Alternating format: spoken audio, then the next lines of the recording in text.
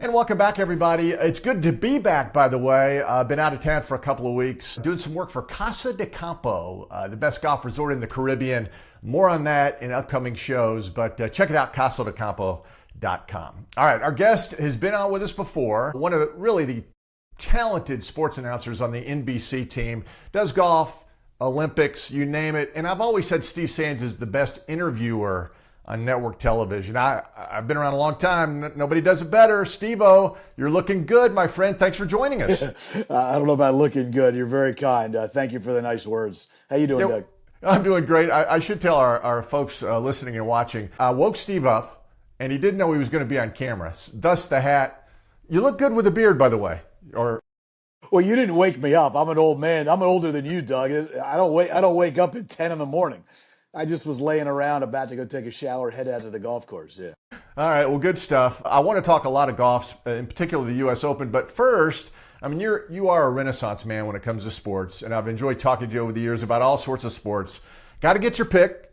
NHL. I mean, come on now. You're up there in Canada. You got the Panthers going for the repeat against the Edmonton Oilers. In fact, it's a repeat final, Stanley Cup final. What do you think? I think 97 is going to win his first cup. I'm rooting for Edmonton. I'm hoping Connor McDavid, who's the best player in the sport, one of the greatest players in the history of the game. We're up here in Canada this week. Game one's tonight, Doug. I mean, if I didn't pick the Oilers, right, it'd be a shame. And Florida had its run last year. It's time for someone else to win it. I would love to see McDavid solidify his greatness with a Stanley Cup. I think it'd be a really, really cool thing. And Canada's been dry for 3 decades up here, Doug, as far as the cup goes. So It's time for them to drink out of Lord Stanley's Cup. I hope Jack Nicklaus, who banged that drum before one of the games last year at the Panthers in the finals, hope he gets to do it again. 85 years strong. I want Jack down there because Jack, the Golden Bear, was getting revved up for this hockey series. Doug, think about this. Jack Nicklaus has done just about everything you can do in this sport and pretty much just about everything you can do in all of sports. He dotted the I at Ohio State and banged the drum with the Rats down in South Florida. I mean, how good is that? That's unbelievable. And the thing I love about Jack, he is 85 years old, but he's still young at heart. We see that. We saw it last week, and I think the world of the guy. All right, let's talk NBA because NBA will be on NBC next year. Mike Tirico and everybody, you'll probably be involved in some capacity.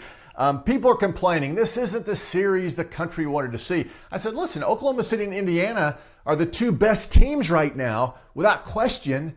I think we're going to have a compelling final.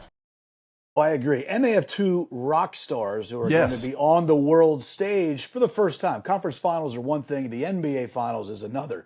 You get SGA in Oklahoma City and that fabulous team that's been put together by Sam Presti again, who's just a magical player personnel guy in Oklahoma City. And you have Tyrese Halliburton, who's one of the great young players in the sport, was on the American Olympic gold medal team in Paris last summer. So are they big markets? No. Is it Lakers Celtics? No. But as the NBA transitions away from LeBron, away from Steph in the next couple of seasons, these are the teams, these are the young guys who are going to carry the league, and let's put them on display. By the way, Dagnall and Rick Carlisle, fabulous coaches, 2 madhouse rock star players, but madhouse atmospheres in Indiana and Oklahoma City, which is like a college atmosphere, Doug. I think it's going to be an awesome NBA Finals. Well, you know all about Indiana and basketball and Hoosierville, and your daughter graduated from IU. So, I mean, you're right. That place for this final will be, I mean, it was rocking in the semifinals with the Knicks. It's going to be pandemonium now with Oklahoma City coming in. They bleed basketball in Indiana. And if you go to the flip side in Oklahoma City, if anybody's been paying attention to the Thunder the last few years, that's like a college atmosphere. That place is raucous. Now, I do think Oklahoma City's better. They're a heavy favorite. Agree. I hope the series goes at least 6. I don't want it to be quick because we got to extend everything out all the way to football season as close as we can. But I think Oklahoma City is going to end up winning. They're just too good. But I think both atmospheres are going to be awesome. And I hope the ratings are good. I hope people realize how good these teams are, how good those 2 players in particular are. Let's put them on display and see what happens. Well, and one of the great things about working the U.S. Open men's golf championship is, you have a long day at the course, you go home, and you either have the Stanley Cup Finals or the NBA Finals on at night. Yes. And listen, I'm like you. I don't want to go out. I want to relax, watch a little NBA, NHL, and then go back to the golf course the next day. So calendar-wise, you couldn't ask for anything better, right? No, I love it. It's fantastic. It's a great time of year. We just need both of these series to get to at least 5-6 games so that we have something to do at night next week in Pittsburgh, Doug.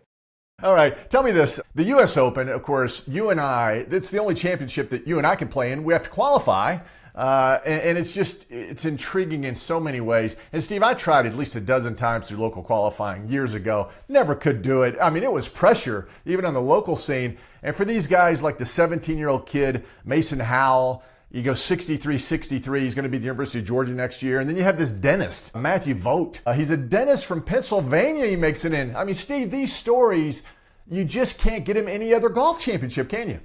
My money, by the way, Doug, is on Vogt being the first player to hit a tee shot on Thursday morning at Oakmont, since he's from Pennsylvania and he qualified. I think he's going to be one of the guys in one of those first groups on 1 and 10 on Thursday morning. I think the U.S. Open is so cool in so many ways.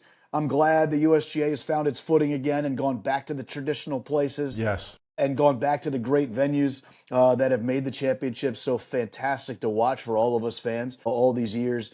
And the qualifying process is amazing. The storylines are incredible. You pointed out two of them. Seeing the pros qualify with, kind of the other guys who you mentioned and the other players who end up not making it is just part of the lore of the U.S. Open. And I just think it's fabulous. Can't wait to get to Oakmont. And Oakmont, by the way, Doug, oh man, Oakmont's going to be a beast. Yeah, I mean, I was looking, they released the scoring averages. Oakmont is 5.6 over par all the years that the U.S. Open's been played. That's the toughest U.S. Open venue, Steve. Yeah, by far. I just love when the Oakmont members, by the way, why would you want to be a member there? It must be so miserable to play golf there if you're a regular golfer. The members there say it every time we go to Oakmont, and they actually mean it. Other memberships in all the places we go to, they have one thing to say about the other, about their golf course, how it's going to test the players. At Oakmont, they always say the same thing. It's nice that we've slowed the greens down for the U.S. Open, and they'll be rolling about 15, and the rough will be, hiding your shoes, and it's going to be really, really cool. Well, and it's funny, too, when I come home after a U.S. Open, invariably at the club, people are like, hey, did you get to play it? I'm like, no. Didn't you want to play it? No. Didn't want any part of that golf course. I mean, it's wicked. People don't realize how difficult it is. Give me Monday after the Masters. Give me Monday after the Open. Don't give me any part of Monday after the U.S. Open for those of us who just like to bang it around. It's just such a hard place. And when you play it I've played Oakmont, in the summer and not in U.S. Open conditions, and it punches you in the face every time. Sure. Imagine next week and then being a normal player and having to play the day after. I mean, Oakmont's a special place, but it's not for the weak at heart. No, not at all. And I'm thinking, and I'm curious what your favorite U.S. Open venues or championships have been. I mean, I harken back to 2008 at Torrey Pines, Steve, and I was there. I mean, when Tiger hit that putt on Sunday to force the playoff with the Rocco on Monday, I mean, the earth absolutely shook. I've never been at a golf championship quite that intense, that loud. Yeah. That's my favorite. Do you have one that's different than 2008? One quick thing, I may have told you this story or not. When Tiger's lining up that putt, and there's that incredible, palpable tension right there. He has to make it to force the playoff for Monday with Rocco, or he misses, and he doesn't win the U.S. Open. I was kneeling on the short right of the 18th green. And, you don't want to get in the way of the fans. You want to kneel. We're so lucky we're inside the ropes. We're right there. But you don't want to, somebody's been waiting 9 hours for this moment. You don't want to stand right in front of them. So I kneel down, and this guy taps me on the shoulder. I'll never forget it. If I saw his face today, I would recognize it immediately. This was 17 years ago. He taps me on the shoulder. I look up, and he goes, make or miss. And I look at him, I go, it's Tiger. He's never missed one of these. Never has he missed a putt like this. And he looks at me, he goes, $20. And I go, $20 what? He goes, I say he makes it. I said, no, I just said he's going to make it. And he goes, okay, I'll take the miss. I said, great. He obviously makes the putt. Place goes bananas. You and I, the people who are doing what we do for a living, we got to run around and do a couple things. Got to talk to Rocco, Sure. got to talk to Tiger, got to do all this different stuff. I'm walking back to the 18th green after doing a few things. It's probably 15, 20 minutes later. And this guy's standing there and he goes like this. And he hands me a 20. I couldn't believe it. I want to see that guy because I want to say, thank you again. I thanked him that day, but I want to give him back the 20 just for being an honest guy. My favorite U.S. Open, oh man, when I was a kid watching the Watson chip in at Pebble Beach 82. To beat Jack in 82 was special. I'm not big on the blowouts. I understand the significance of 2000 and Tiger winning by 1,000,000 shots. I understand that. But I'd be hard-pressed to find a better moment that you and I have shared and been involved in from the periphery and being on site than that 08 U.S. Open. That moment was Ryder Cup loud. That was the loudest golf tournament, golf championship outside of a Ryder Cup, which is obviously heavily partisan, I think I've ever been to. That moment in time will be etched in my brain forever. That was an amazing, amazing move. By the way, the Monday playoff usually was kind of a clunker. Right. Not that one. That one was an epic Monday finish also. But the Sunday at Torrey Pines, I'm with you, Doug. That was an outrageous moment. And I'm getting goosebumps now as you describe it. And the story about the $20 is hilarious, Steve. I've never heard that. What a great story that is. Well, he does. I'll take he makes. He goes, well, no, I want make. Well, you asked me. You can't ask somebody make or miss and then go the same route. But I wish I knew his name. He just kind of did it quickly, gave me 20 spot and walked away. And it was very cool. But it was, look, man, that whole week was crazy. And then Sunday, Lee Westwood had a chance. Rocco coming out of nowhere. Tiger is Tiger Woods. The whole thing was just a fabulous, fabulous week. I'll never forget it. The other cool thing, and of course I wasn't at Oakmont in '73 when Johnny did his thing, but at Firestone a few years ago, Johnny was being honored some Hall of Fame award, and they said go interview him in his room. This was hours before. And I sat down with the great Johnny Miller, and he talked at length about this final round, Steve. And the golfers are incredible. They remember every moment of these incredible rounds. And I was spellbound as he was describing it. So as I've harkened back and studied a little bit and watched the videos, what he did in that final round, 63 at Oakmont, to win the U.S. Open, that's got to go down in history as one of the greatest of all time. Yeah, I remember when we got the Open Championship on NBC and Golf Channel. First time was 2016 and Royal Troon. And we had the epic Henrik Stenson and Phil Mickelson duel on Sunday. Well. Henrik opened with a bogey, looked like he was going to shoot 77 and Phil was going to win another Open. He ended up shooting 63 after the bogey at the first and beat Phil Mickelson on Sunday at Troon. And I remember thinking that's the greatest round of golf in the history of the sport.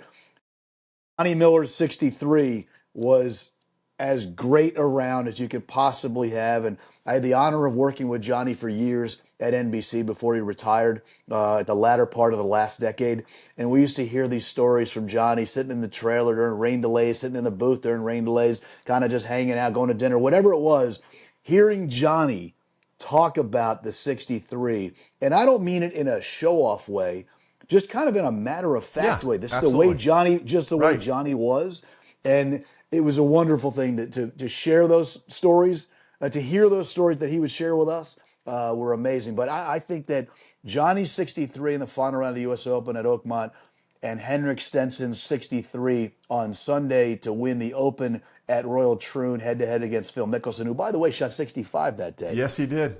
So you could argue that Henrik's was better than Johnny's, but because of my bias, I'll say both of them are one and one as far as the greatest rounds in the history of the sport. Yeah, no, I agree. This was a funny line. Of course, Brando Chambly is always coming up with lines, right?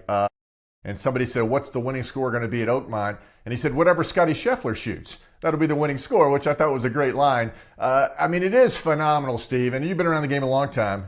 You covered the Tiger era when he was at his best. What Scotty's done the last 3 years and what he's now done the last month or so, Pretty remarkable, Steve. We haven't seen a gap like this between one and the rest since Tiger, right? Yeah, I'm not huge. You're the same way as I am, Doug. I'm not huge on rubbing the anointing oil on somebody a little too early. However, there's a big difference between getting hot in this sport at this level and being great. And I think that almost every good player, and certainly every great player, has a hot streak for sure. You could look all throughout time in that. We've surpassed that. Scotty is doing things that are beyond phenomenal. They are record-breaking, historic type of pace that he is on. I'm not saying he's Jack. I'm not saying he's Tiger. By no means. But what he's doing right now and the separation he has. Rory McIlroy, a month and a half ago, won the career Grand Slam, Doug. All right? He won the Masters and the career Grand Slam. And Rory is the best player of his generation. He just won the career Grand Slam. And yet nobody is giving anyone a chance against Scotty next week. So let's see if he does it. I'll tell you what, Doug. We're not allowed to root for anybody in our business. We are not allowed to do anything except root for the story. If Scotty wins the U.S. Open next week, which, by the way, is on our air, yes, that means he goes to the Open at Royal Portrush with a chance to win the career Grand Slam on our air, which would be outrageous. So let's wait and see what Scotty does next week. But what he is currently doing, by the way, he spotted the field a month and a half because of that freak injury over the holidays. He spotted the tour a month and a half. So go ahead and win some stuff. I'm coming along when I get healthy. He's healthy. His confidence is high. He's great. He's the clear favorite. He's as heavy a favorite, Doug, next week as we've seen since the Tiger era. And that is saying something because, the big boys out in Vegas, they don't mess around. No. And, they don't just hand you these types of things. And Scotty is on his way to doing some magical things. But let's pump the brakes a little bit. But yes, he's incredibly special. It's outrageous what he's doing. And Steve, I thought it was interesting after he won, and of course Jack always comes in with a winner at the Memorial. Yeah. And that was a telling line when he said, when Jack says, "Hey, Ben Griffin's a good player. Sepp Straka's a good player, but they're not as good as Scotty."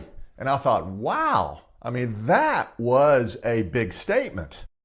I think, one of the great joys of our job is being around people like Johnny Miller, like you said, being around people like Jack Nicklaus. It's an outrageous part of our job. Yes. That is, people like me and you will never, ever comprehend and never understand how it all happened.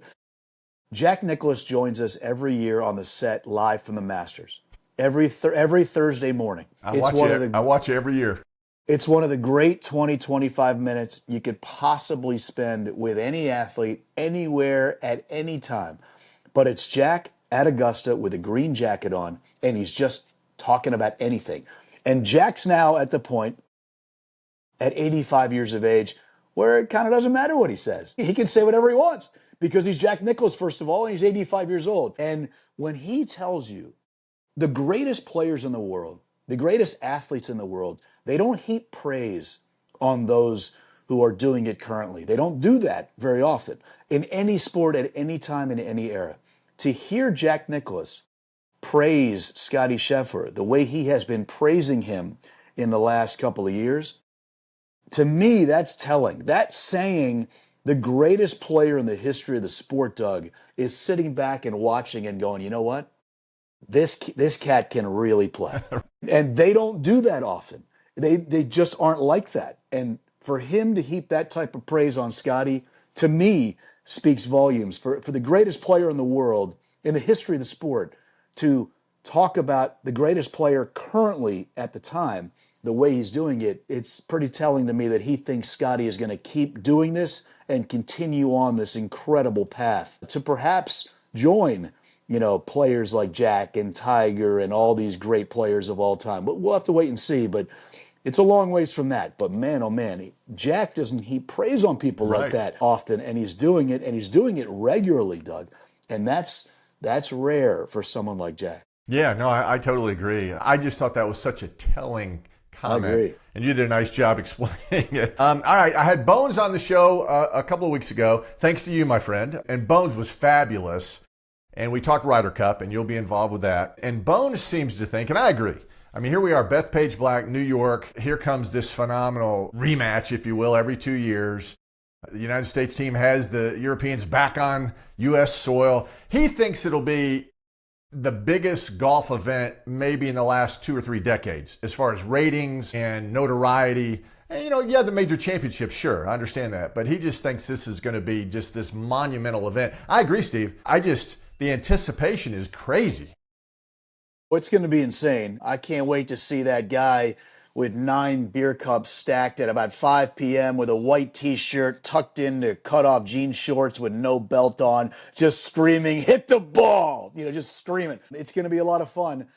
My only issue with the Ryder Cup, Doug, and I've had this conversation with everybody, it doesn't really matter, it's during football season. Yes. If they played the Ryder Cup, if the PGA of America, the DP World Tour, and the PGA Tour would all get together and say, okay, we're going to take a week off here at this time and do it then, the ratings would be beyond the Masters and the other majors. That's what the country does. Kind of like the Olympics. People root for the country, not just one event. But they play it during football season. So I agree with Bones and you. I agree with everything you guys said except for one thing. I don't think the ratings are going to be anything close to what the Masters gets every year, because when you turn on football in this country, that mutes every other sport by a long shot. I do think it's going to be epic. I think it's going to be one of the great events in golf. I hope everybody kind of keeps their poise and it stays under control. But I'm really curious what the ratings are going to be, because when you go head-to-head against the second biggest sport in the country, Saturday college football, yes, and then you go head-to-head, against the number one sport. By the way, the Ryder Cup domestically, like say Sunday, all right, the singles will start at noon, all right? Well, I mean, that's tough. I know. That's a tough NFL, spot. yeah. And Saturday's a little different. That morning session, going up against College Game Day until noon when the kickoffs happen and all those kinds of things. But I do think that it's going to be a massive event. It's going to be the biggest Ryder Cup in the United States. Anytime you put into it, you and I aren't from New York, but we appreciate New York sports fans. Yes. And New York sports fans get after it. I hope the Giants and the Jets are away that weekend, and I hope it's one of those Saturdays that Alabama's playing Stanford, and and those kind of things. I hope it's one of those kind of weekends. I haven't seen the schedule yet, but it's going to be a massive, massive event. It's going to be great for golf. Here I am based in Alabama too, Birmingham, Tuscaloosa, wearing my golf hat. You're right, Steve, you're right, but you can't diminish my enthusiasm. I'm still fired up about it. Oh, no, I'm fired up about it. My enthusiasm is high for it. That's my only issue with the Ryder Cup. I would love to see the Ryder Cup just one time, be played in the spring and just see what happens. Just see what happens with those ratings. I think people would be stunned at how big and how large and how huge those ratings would be if they were not going head-to-head against football. Yeah, good point, good point. Hey, one more question before I let you go, because you got to go shave, before you get on TV today. No TV today. I'm just walking around. Okay. Tommy Roy's coming on the show later in the week, and I love Tommy, and he's a Hall of Famer, and what he's done in our business, incredible, inside the truck, pushing the buttons, etc. And Bones told the great story. The first time he tried out, or he went out for the first time, he was chewing gum, and he came back, and Tommy's like, "Were you really chewing gum?" And Bones told a great story, and he loves Tommy. You got to have a great Tommy Roy story, because you've worked with the man for a long, long time. Oh man, I've got a million Tommy stories, and some of them are even suitable for television. Behind the scenes, Tommy is way better than public Tommy. I learned some words over the years. Tommy, here's my favorite Tommy Roy story that I can tell on TV. When I was doing the interviews on NBC, and I got hired years ago, 2011, and Tommy had me go run out there and do all the interviews, and during the winner's interview, you would do certain, things, and you'd have to wait your turn to get out there for TV purposes, and all those kinds of things. And Tommy's a maestro. He's literally running the orchestra of hundreds of people trying to do this, and it's crazy in that truck. We're there to calm things down. They are literally controlling the chaos before it comes to us, and they're just magical at it. So occasionally, depending on the event, we have to do the closing ceremony.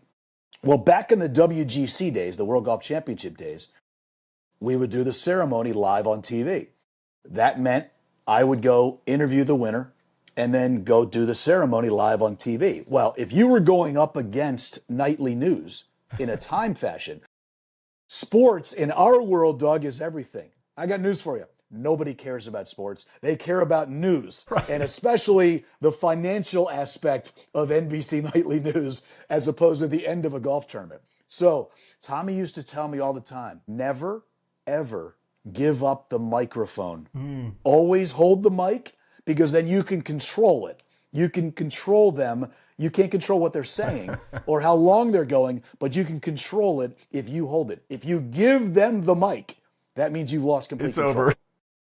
Tim Fincham, longtime commissioner of the PGA Tour, at Doral, I believe it was the WGC. It was either the Cadillac or the CA Championship, whatever the sponsor was back then. We're doing the ceremony, and the whole crew is out there, and everybody's doing it, and Fincham is there, and he's going to speak. And in my headset, we're running up against nightly news. We have got to get off the air. And I'm holding the mic. I'm not giving it to Fincham. Fincham will like to grab the mic, and I'd say, no, I got it. We're good. And we're live on the air. You can't really say anything. So I'm holding the mic, and Tim's doing his thing, and Tim's going long. He's thanking every sponsor. He's thanking everybody on earth. He's doing his whole thing. You know, he's the commissioner. Sure. And Tommy's in my ear going, hey, we got to go. You know, we got to go. And I'm like, I'm kind of nodding. We're on the air, and I'm nodding, and Tim's going on, and Tommy's getting nervous. He's starting getting amped up. And he goes, you gotta cut him off. Well, you can't cut off the commissioner. That's hard. Gotta cut him off. You gotta cut him off. And he's in my ear. You gotta cut him off. Now it's getting down to 30. It's getting down to 25. Got to throw it to Dan Hicks and let him say goodbye and throw it to nightly news. You got to have a little bit of space. And now it's getting to 20 seconds. Now it's getting to 15 seconds. And Tommy is screaming in my ear. If Fincham would have said, I'm retiring, I would have said, congratulations, take care. I wouldn't even have heard it because Tommy was screaming in my ear so much. And all of a sudden, in 35 years, Doug, I'm doing this for a living, the greatest command from a producer in my headset I've ever heard in my life as we get closer to 20 and 15 seconds and Fincham's not stopping and we have to get off the air or else it's going to cost NBC hundreds of thousands of dollars. Tommy yells, rub his back!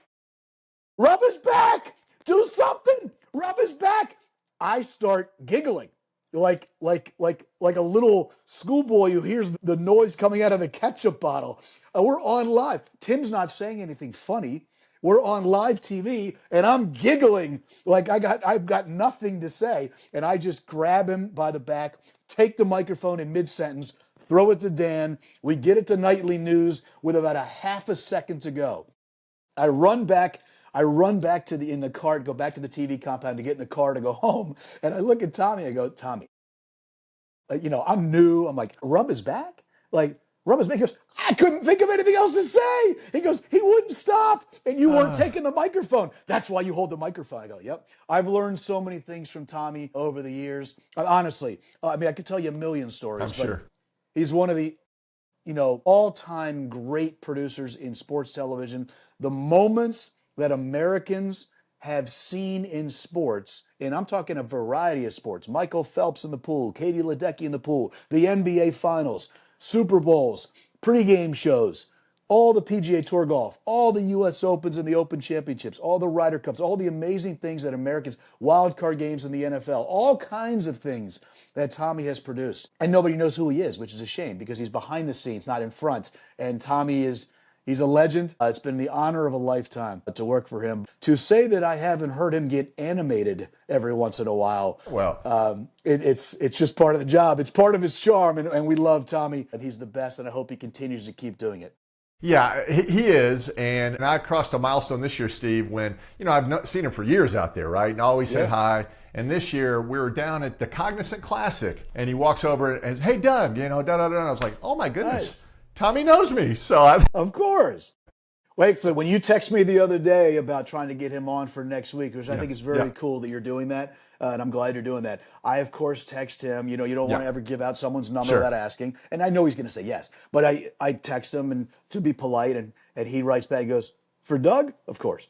Yeah, no, it was great. And he's got a lot going on, as you know, getting ready from the Women's U.S. Open to the Men's U.S. Open. I'm sure he's got a lot of balls moving here. So it's nice that he's going to But I come will on the say, show. aside from his family, his beautiful wife Ann and their kids, Billy and Kelly, aside from his family, there is nothing Tommy wants to talk about more than golf television and the United States Open. Yeah. So he's gonna be a great guest on your show, and it's gonna be an awesome week next week. And he's gonna be running the show as he always does. And it's an honor to be on that team. It's amazing to work with a guy like Tommy. He's an absolute legend. By the way, while we're on that subject, I think Tommy Roy belongs in the World Golf Hall of Fame.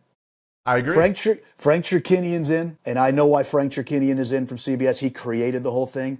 Tommy perfected it, and Tommy Roy belongs in the World Golf Hall of Fame. Well, that's coming. You know that's coming.